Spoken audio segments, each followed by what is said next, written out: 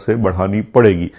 चलें जी, चलते हैं आज के पूरे रन डाउन की तरफ। आज जनाब सबसे बड़ी खबर तो अलकादर ट्रस्ट केस की सुनवाई थी इस्लामाबाद हाई कोर्ट में।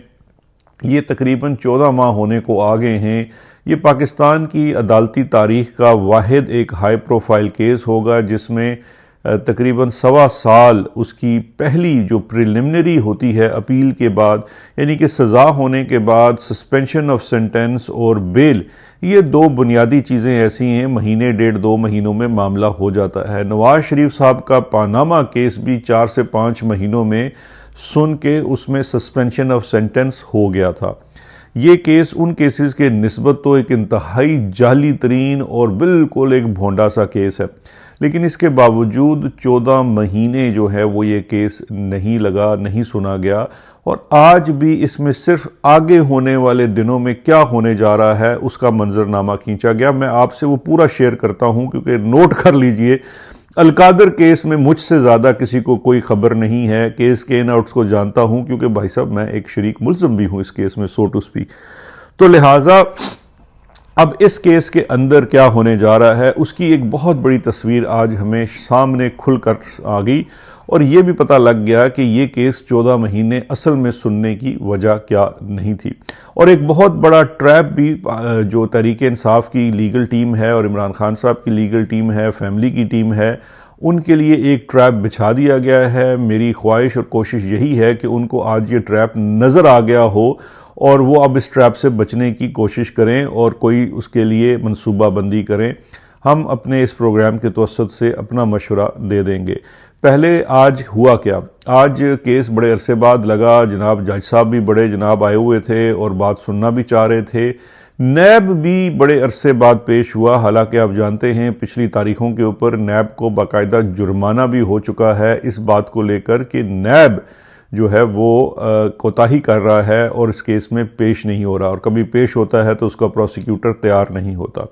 आज नैब जब अदालत आया तो नैब ने एक बड़ी अजीब व गरीब फरमाइश अदालत से की और उन्होंने कहा आप हमें 2 दिन का टाइम दें तो हम यहाँ पे इस केस में मुकम्मल जो आर्गूमेंट हैं पूरी अपील, मेन अपील के ऊपर करने के लिए तैयार हैं। और ये एक बड़ी दिलचस्प सूरत हाल पैदा हुई कि कहाँ तो नैब 14 महीने प्रिलिमिनरी जो उसकी प्रोसीडिंग्स होती हैं, सस्पेंशन ऑफ सेंटेंस, उनके ऊपर बात करने को तैयार नहीं है, और अब अचानक नैब जो है वो ये चाहता है कि मेन अपील सुनी जाए। आपको याद होगा माजी में बड़े बड़े लोग जैसे कि अंसार अब्बासी साहब हैं, उन्होंने तो इसके ऊपर सफ़े काले कर डाले थे कि किस तरह से ये केस 2-3 साल नहीं सुना जा सकता, इस्लामाबाद हाई कोर्ट में टाइम नहीं है, पेंडेंसीज हैं इस केस की, अपनी तरतीब से जब बारी आएगी तो इतना वक्त लगेगा वगैरह वगैरह। लेकिन अब क्या हुआ कि अचानक नैब जो है वो कहता है कि जी आप मेन अपील सुन लें। इसके ऊपर सलमान सफदर साहब जो इमरान खान के वकील हैं, बहुत काबिल वकील हैं, क्रिमिनल इस वक्त प्रैक्टिस के अंदर काबिल तरीन वकला के अंदर उनका नाम आता है, कॉम्पिटेंट लॉयर हैं, और मुझे कोई डाउट नहीं है कि जैसे वो कहते हैं कि 2-4 दिन में ही नहीं बल्कि 2-4 घंटों में इस पूरे केस को वो उड़ा कर रख देंगे। उसकी बुनियादी वजह यह है कि ये केस आधे घंटे के काबिल भी नहीं है। इस केस में जुर्म क्या है, इल्ज़ाम क्या है, कोई समझने से कासिर है। लेकिन असल में इशू ये है कि ये अदालत जो है ये किसी केस या कानून की बुनियाद के ऊपर नहीं खड़ी है। आज जो सलमान सफदर साहब ने अर्ज़ की अदालत से और उनसे कहा भी कि हमें बारहा ट्रक की बत्ती के पीछे लगाया जा रहा है और केस में सुनवाई नहीं हो रही है, आज भी नैब हिले बहाने कर रहा है। लेकिन साथ साथ चूँकि अब जो नैब की तरफ से बात आई कि मेन अपील के ऊपर बात कर ली जाती है, तो इसके ऊपर सलमान सफदर साहब का ये कहना था कि उन्हें ज़ाहिरी बात है अपने क्लाइंट से इंस्ट्रक्शन लेने की ज़रूरत है और उन्हें बावजूद अदालती हुक्म के अभी तक मुलाकात की इजाज़त नहीं दी जा रही है। इसी चीज़ के अंदर हिस्सा डालते हुए इमरान खान साहब के दीगर वकला भी उठ खड़े हुए और उन्होंने कहा कि जी हम भी तो वकील हैं, हम गैर सियासी हैं, हमारी मुलाकात नहीं होने दी जा रही वगैरह वगैरह। अदालत ने कहा कि जी जाके आप मुलाकात कर लें। अच्छा, ये मुलाकात है ना, मुझे नहीं लगता हो पाएगी।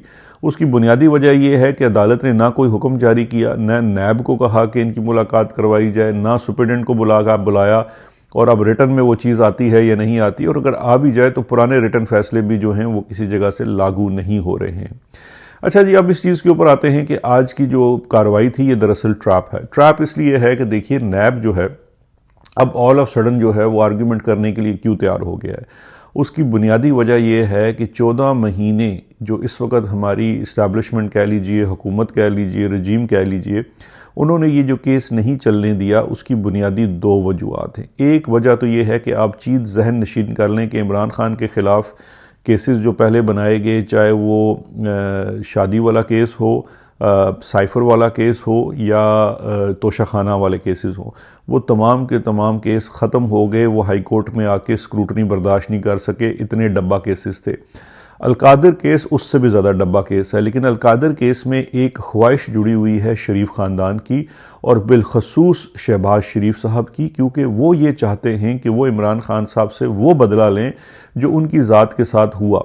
वो उनकी ज़ात के साथ ये हुआ कि शहबाज शरीफ साहब इमरान खान के दौर में टीटी किंग साबित हुए और वो उनके ऊपर मनी लॉन्ड्रिंग के संगीन इल्ज़ामात लगे, और इल्ज़ामात भी ऐसे थे कि जिनके शवाहिद और डॉक्यूमेंट्स देख के बरतानिया के इदारे भी उन्होंने कहा कि भाई ये तो बड़ी शदीद चीज़ें हैं, इनके ऊपर बात करने की और तहकीक करने की ज़रूरत है। शहबाज शरीफ साहब को ये जो दुख है ना, ये जाता नहीं है, इसलिए उन्होंने साबित किया हुआ है कि वो इमरान खान और शहजाद अकबर और कुछ और लोगों को वो मनी लॉन्ड्रर साबित करना चाहेंगे। अलकादर केस के साथ जो चीज़ जुड़ी हुई है, जो शहबाज शरीफ जिसको छोड़ने को तैयार नहीं है, वो लफ्ज़ मनी लॉन्ड्रिंग है। अच्छा, तो इसलिए एक तो इस केस की अहमियत ये है इस रजीम के लिए। दूसरा ये है कि चूँकि हर केस इस्लामाबाद हाई कोर्ट आके या हाई कोर्ट में आके स्क्रूटनी नहीं सेफ कर सकता, फेस कर सकता, क्योंकि ज़ाहिर बात है जो बोंगियाँ ये नीचे से जजों से मरवा लेते हैं वो हाई कोर्ट और सुप्रीम कोर्ट की हद तक कैसे करवाएं। तो उसके लिए फिर पूरा निज़ाम तब्दील किया गया। पूरा निज़ाम तब्दील करके आइनी तरमीम करा के इस्लामाबाद हाई कोर्ट की पूरी हैयत बदली गई और फिर यहाँ पे डोगर को नाफिज किया गया, डोगर को लागू किया गया।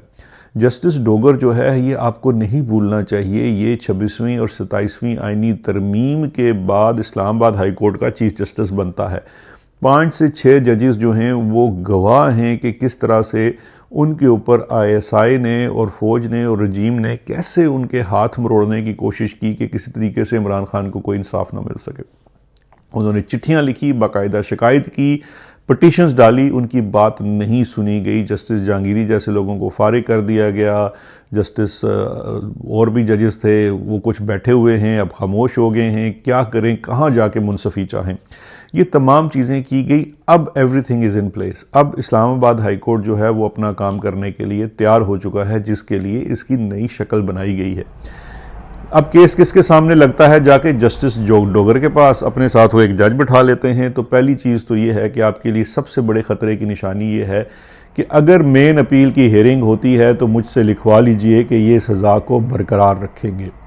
अच्छा, उसके बाद अगला इशू क्या है? अगला इशू ये है कि 27वीं तरमीम हुई और 27वीं तरमीम के बाद जिस तरह से उन्होंने इस्लामाबाद हाई कोर्ट की शक्ल बदली, इसी तरह से एक आइनी अदालत, जिसको आप आहनी अदालत कहें तो ज़्यादा मुनासिब होगा, उसको बनाया गया। उस आहनी अदालत के अंदर आहनी जजेस लगाए गए जो इतने ज़्यादा इस सिस्टम और रजीम और इस्टेब्लिशमेंट के वफ़ादार हैं कि शायद ही कोई, मैं आप किसी जानवर की मिसाल नहीं देना चाहता, लेकिन उनकी वफ़ादारी शायद उनको भी क्रॉस करती होगी।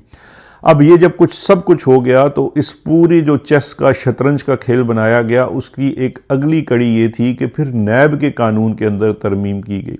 नैब के अंदर कानून के अंदर जब तरमीम की गई, उसका बड़ा पोस्टर ये था कि चेयरमैन नैब के ओहदे को उन्होंने 3 साल की एक्सटेंशन दे दी। लेकिन उसके साथ छोटी सी जो चीज़ लगाई थी, असल तरमीम वो थी, और वो छोटी सी चीज़ क्या लगाई थी कि नैब के अंदर जो अपील होगी, यानी कि नैब के केसों की जो अपील होगी वो FCC में जाएगी, वो उसी आहनी अदालत में जाएगी जिसको 27वीं तरमीम की सूरत में लागू किया गया, बनाया गया, ये सब करने के।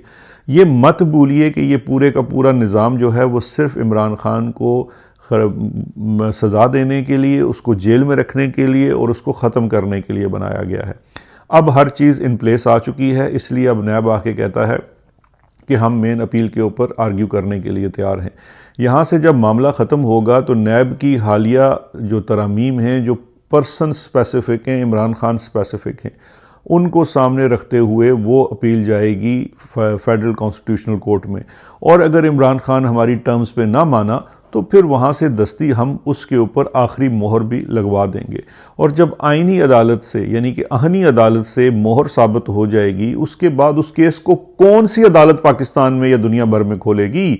जब उन्होंने नीचे आपको सज़ा दे दी, हाई कोर्ट में आपको सज़ा दे दी, सुप्रीम कोर्ट यानी कि अब जो FCC है उसमें सज़ा दे दी गई, और अब उसके बाद तो आपके पास कोई चीज़ ख़त्म बची नहीं गई। तो ये जिस तरह से भुट्टो का अदालती कत्ल हुआ था, इसी तरह से इमरान खान की सियासत की अदालती कत्ल की पूरी साजिश तैयार कर ली गई है, और इस वक्त ये साजिश आपको नोश्ता दीवार नज़र आ रही है। अब आते हैं कि आपके पास चॉइसेस क्या हैं। इमरान खान के पास, तहरीक इंसाफ के पास, उनकी लीगल टीम के पास और उनके फैमिली के पास क्या ऑप्शंस हैं। देखिए, सबसे पहले इस वक्त जो बुनियादी गलती मेरी नज़र में तहरीक इंसाफ और इमरान खान साहब की टीम कर रही है वो ये है कि आपको किसी सूरत डोगर कोर्ट को नहीं मानना चाहिए। आपको सबसे पहले जस्टिस डोगर और 27वीं तरमीम के जो समर खाने वाले जजेस हैं, उसका फ़ायदा हासिल करने वाले जजेस हैं, उनके सामने ये केसेस सुनने से इनकार करना चाहिए। आपको इस अदालती सिस्टम का, इस पूरी चीज़ का और 27वीं आईनी तरमीम का बाइकआउट करना चाहिए। आप मेहरबानी करके इस केस में मज़ीद प्रोसीड करने से पहले अपने क्लाइंट इमरान खान के पास जाकर बाकायदा इंस्ट्रक्शन लें, इसके आप पाबंद हैं। क्योंकि आज जो Islamabad case, Islamabad high court की हैयत है, जो FCC की हैयत है, नैब की जो अमेंडमेंट्स आई हैं, इस पूरे दौरान इमरान खान से आपकी मुलाकात नहीं हुई। कानून की नज़र में आपकी इंस्ट्रक्शंस इन केस के अंदर प्रोसीड्स करने के लिए बिल्कुल इस वक्त ख़त्म हो चुकी हैं। याद रखिएगा, ये बहुत इंपॉर्टेंट पॉइंट है, इसके ऊपर आपने एजिटेट करना है। तो ये सबसे पहला बुनियादी ज़रूरी एक नुक्ता है जिसके ऊपर तहरीक इंसाफ को, जो इस वक्त वकीलों का मीना बाज़ार बना हुआ है, उसको इसके ऊपर सोचने की ज़रूरत है कि क्यों आप इमरान खान के हाथ पांव बांध के उसको सज़ा करवाना चाहते हैं डोगर कोर्ट से, और फिर उसके बाद वहाँ से उठकर आपको वो जो आमिर फारूक की अदालत, आईनी अदालत है, वहाँ पे आप जाएंगे, जैसे अमीनुद्दीन की अदालत है, वहाँ से जाके आप सज़ा करवा लेंगे। तो खुदा के लिए ज़रा होश के नाखुन लें और इस पूरी साजिश को आप समझिए। दूसरा ये है कि इमरान खान साहब से जब मुलाकात होती है, अगर होती है, पहले तो बात है आपकी मुलाकात ही नहीं होने दी जाएगी, लेकिन ये चीज़ भी इमरान खान साहब के सामने रखनी चाहिए कि इमरान खान साहब को 27वीं आईनी तरमीम को रिजेक्ट करना चाहिए और उसके ख़िलाफ़ तहरीक चलानी चाहिए। उस जेल से इस चीज़ का उनको इंस्ट्रक्शंस आनी चाहिए पार्टी को, क्योंकि याद रखिए कि अगर आप 27वीं आईनी तरमीम को किसी अदालत में जाकर चैलेंज करते हैं तो अदालत उनकी है, तरमीम का फल खाकर वो बैठ चुके हैं। जब तक आप सड़क के ऊपर तहरीक नहीं चलाएंगे 27वीं आईनी तरमीम, जुडिशल इंडिपेंडेंस को ख़त्म करना, तब तक आपको कोई रिलीफ नहीं मिलेगा और इस तरमीम के नतीजे में बनने वाली अदालतें आपको तमाम उम्र मनी लॉन्ड्रिंग में सज़ा के ऊपर मोहर सब्त कर देंगे और फिर आपकी सियासत का क्या फ्यूचर रह जाएगा। ये चीज़ इस वक्त सबसे बड़ा ख़तरा है और तहरीक इंसाफ को इसके ऊपर बिल्कुल एक यकजा होकर सोचना चाहिए। वकीलों की वहाँ कमी नहीं है, जहनों की कमी नहीं है, हम कोई ऐसे नहीं है कि जो कोई अच्छा मशवरा दे सकें, लेकिन कम अज़ कम ये चीज़ें आपके सामने पर्सपेक्टिव में रखना बड़ा ज़रूरी थी। मैं माज़रत ख्वाह हूँ कि मेरा लहजा कभी कभी सख्त हो जाता है अपने फ़ैलो तहरीक इंसाफ के दोस्तों के लिए, लेकिन क्या करें, मजबूरी है। हमें अक्सर गिला भी किया जाता है कि जी आप तहरीक इंसाफ को सख्त बातें कह देते हैं, लेकिन हजूरे वाला इशू ये है कि ये सख्त बातें अगर नहीं कहेंगे तो पानी सर से गुजर जाएगा। आपको नज़र आना चाहिए कि इमरान खान को पाकिस्तान की सियासत से कम्प्लीटली माइनस करने का मंसूबा तो अब तो खुलकर नोश्ता दीवार हो चुका है। आप इसको पढ़िए और इसके ऊपर अब उसको रोकने के इक़दामात कीजिए।